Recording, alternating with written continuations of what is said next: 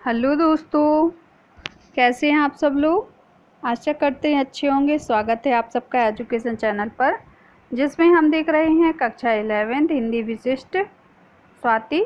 Video को देखने के लिए चैनल को लाइक शेयर सब्सक्राइब कर लीजिए। आइए शुरू करते हैं इस वीडियो के माध्यम से पिछले पढ़े हुए पाठ के अभ्यासकार को करना। प्रश्नोत्तर के माध्यम से इस पाठ को और अच्छे तरीके से समझते हैं। तो आइए करते हैं इस पाठ के अभ्यासकार को। पाठ का नाम था मर्यादा। आइए करते हैं इस पाठ के प्रश्नों के उत्तर को। पहला प्रश्न है, मर्यादा एकांकी में निहित है। तो क्या निहित है मर्यादा एकांकी में? उत्तर है पारिवारिक आदर्श। पारिवारिक आदर्श ही तो प्रस्तुत किया गया था जगदीश जी के द्वारा कि परिवार में मिलजुल कर रहने से क्या क्या सरलता आती है। अगला प्रश्न है, इनमें से किस ग्रंथ में पारिवारिक मर्यादा का सर्वोत्तम उदाहरण देखने को मिलता है? बताइए जरा, किसमें सबसे ज़्यादा पारिवारिक संबंध दिखाई देते हैं? उत्तर है रामायण। रामचरितमानस के लिए गई है। इसमें बहुत ज़्यादा पारिवारिक संबंध दिखाए गए हैं ना। भाई का कितना बलिदान दिखाया गया है, पत्नी का कितना बलिदान, माँ और बाप सबका कितना महत्व है।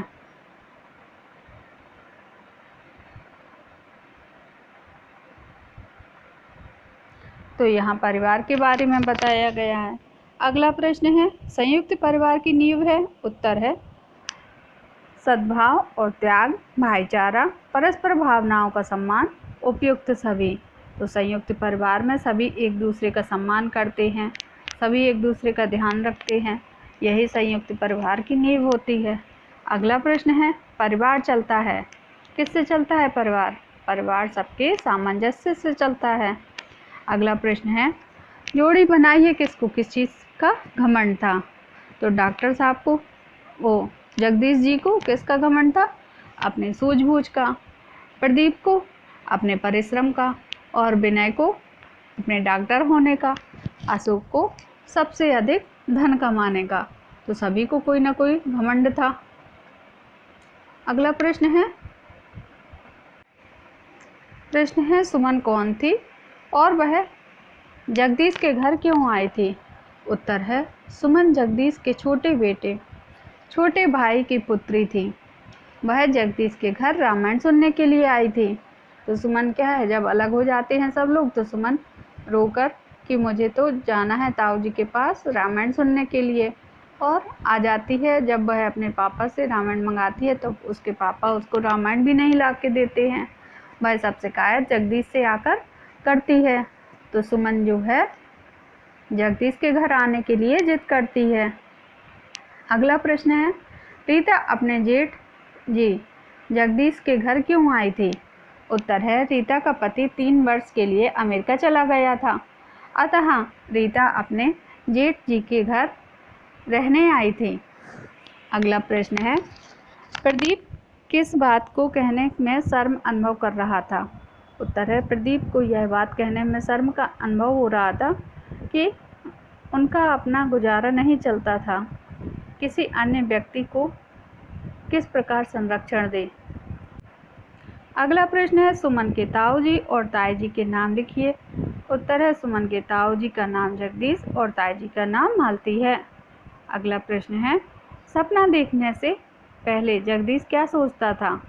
उत्तर है सपना देखने से पहले जगदीश सोचता था कि एक को कमाने का घमंड है, दूसरे को परिश्रम का, तीसरे को डॉक्टरी का, पर यह कोई जानता है कि घर मेरी सूझबूझ और मेरे प्रभाव के कारण चल रहा है।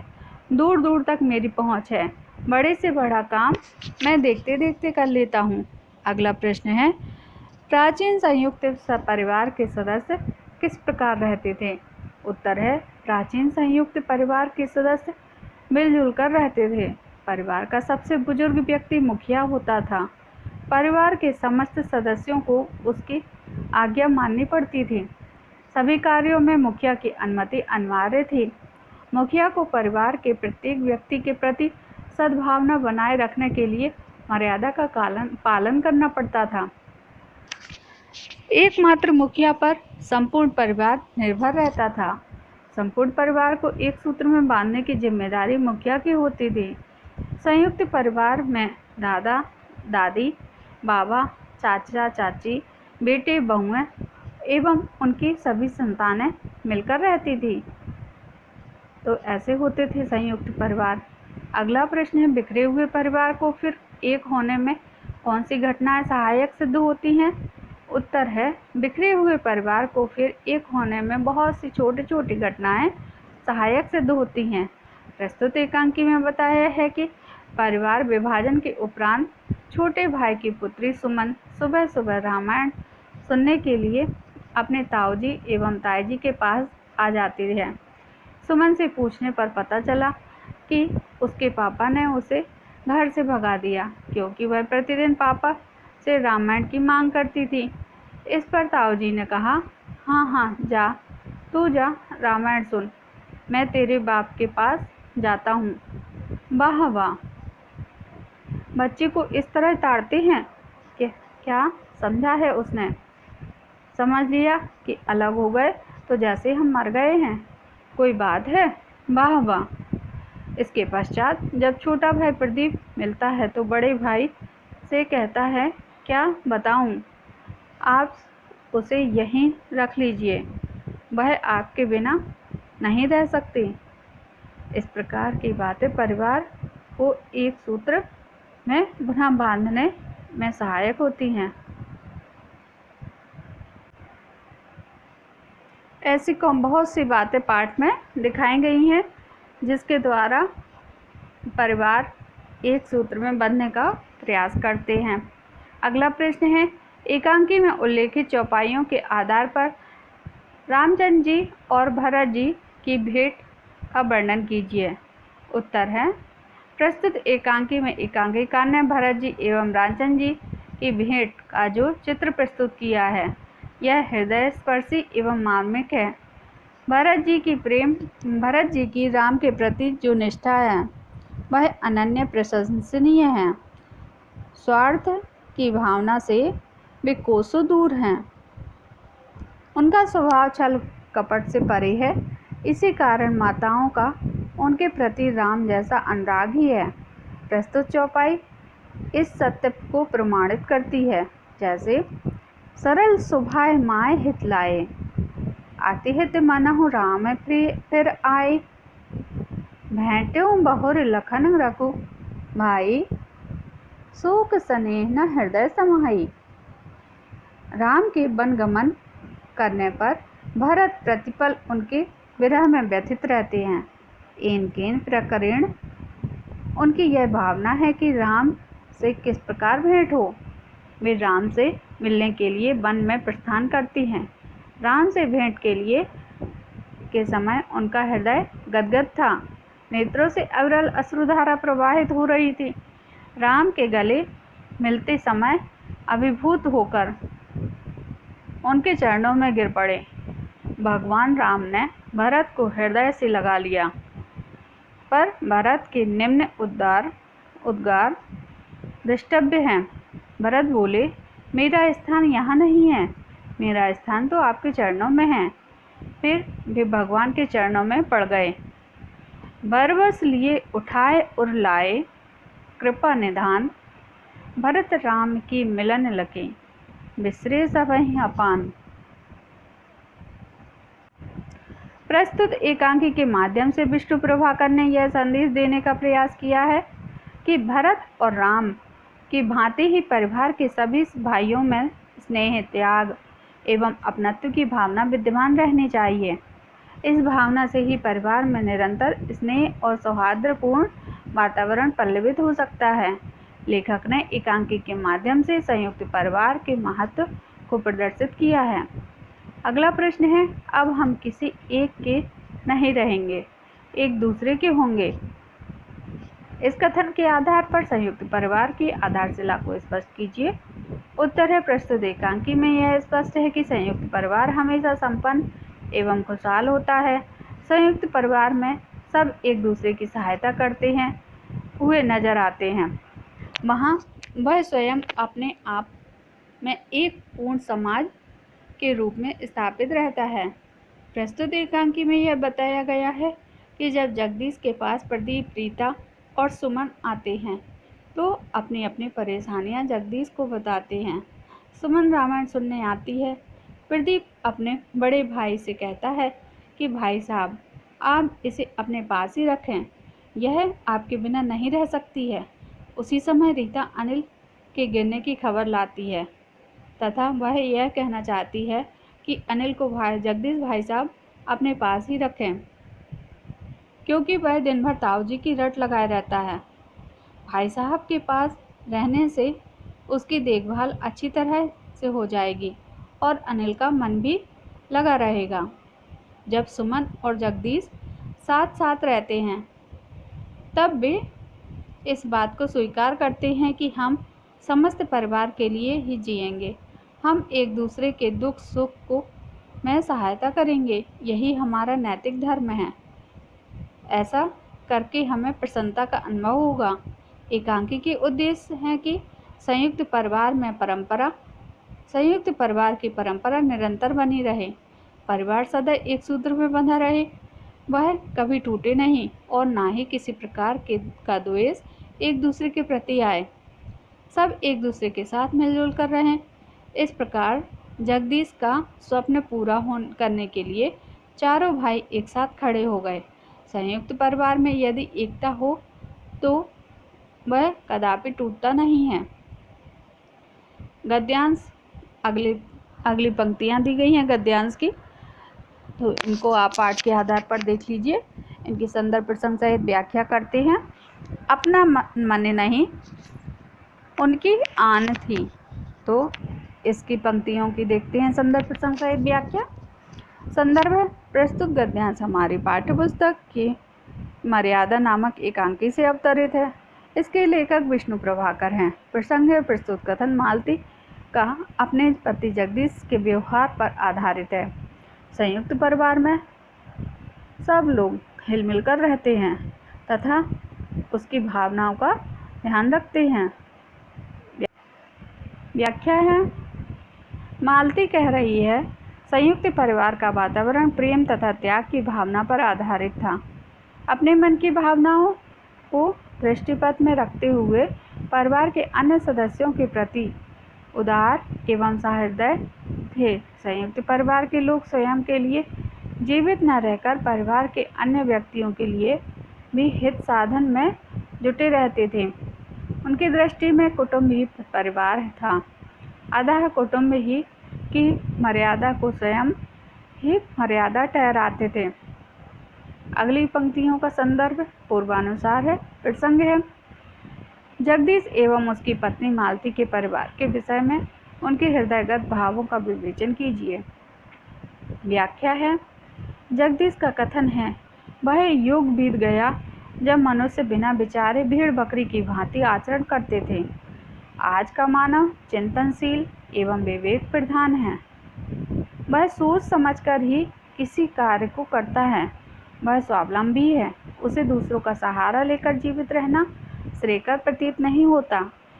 प्रदीप से जगदीश ने पूछा कि विनय ने अपने पत्र में क्या लिखा है। इस संदर्भ में जानकारी लेने हेतु मैं जिज्ञासु हूँ। अगला प्रश्न है, पंक्तियों का पल्लवन कीजिए, भाव पल्लवन कीजिए, मतलब भाव बताइए। तो पंक्ति है, आज तो मर्यादाओं को फिर से पहचानना है। इस पंक्ति का भाव है, इस पंक्ति का आशय है कि आज का जमाना वह नहीं जब मनुष्य अपनी मर्यादाओं के लिए कुछ भी कर सकता था। आज व्यक्ति अपनी मर्यादा को भूलकर अपने स्वार्थ के लिए जी रहा है। जगदीश अपने बिखरे हुए परिवार से बहुत दुखी होते हैं तथा वह स्वयं से कहते हैं कि आज रामायण व महाभारत का युग नहीं है जहाँ मनुष्य मर्यादा को जानता था। आज मनुष्य को अपनी मर्यादा की सीमा को एक बार फिर जानना पहचानना है। अगली पंक्तियों का भाव स्पष्ट कीजिए। वह जमाना लद गया जब एक का हुक्म चलता था। इसका भाव है, मर्यादा नामक एकांकी में यह बताया है कि पहले ज़माने में संयुक्त परिवार में मुखिया होता था।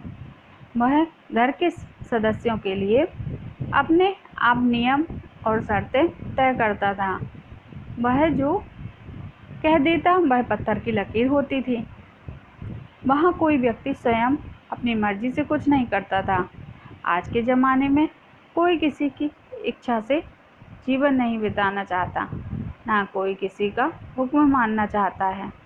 सब मनुष्य अपनी इच्छा का कार्य करना चाहते हैं। अगली पंक्ति है, कोई भी वस्तु अपने आप में सब कुछ नहीं है। भाव है, प्रस्तुत एकांकी में लेखक यह कहना चाहता है कि मनुष्य कभी स्वयं में पूरा नहीं होता। उसे समय पर एक दूसरे की आवश्यकता पड़ती ही है। किसी का किसी के बिना पूर्ण रूप नहीं होता। मनुष्य स्वयं भी कभी कुछ नहीं कर सकता, उसे किसी न किसी सहारे की ज़रूरत होती ही है। संयुक्त परिवार भी कभी पूरा नहीं होता और एकल परिवार भी कभी पूरा नहीं होता। अतः लेखक कहना चाहता है कि कभी व्यक्ति को घमंड नहीं करना चाहिए।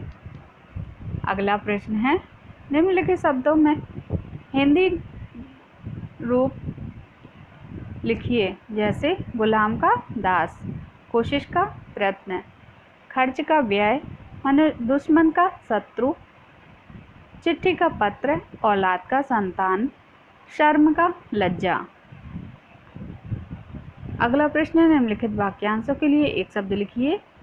वाक्यांश है, जिसे जीता ना जा सके, उत्तर रहेगा अजेय। जिसके समान दूसरा ना हो, अद्वितीय। जो परिश्रम करने वाला हो, परिश्रमी। जिसका कोई शुल्क ना देना पड़े, निःशुल्क। जिस स्त्री का पति मर गया हो, विधवा।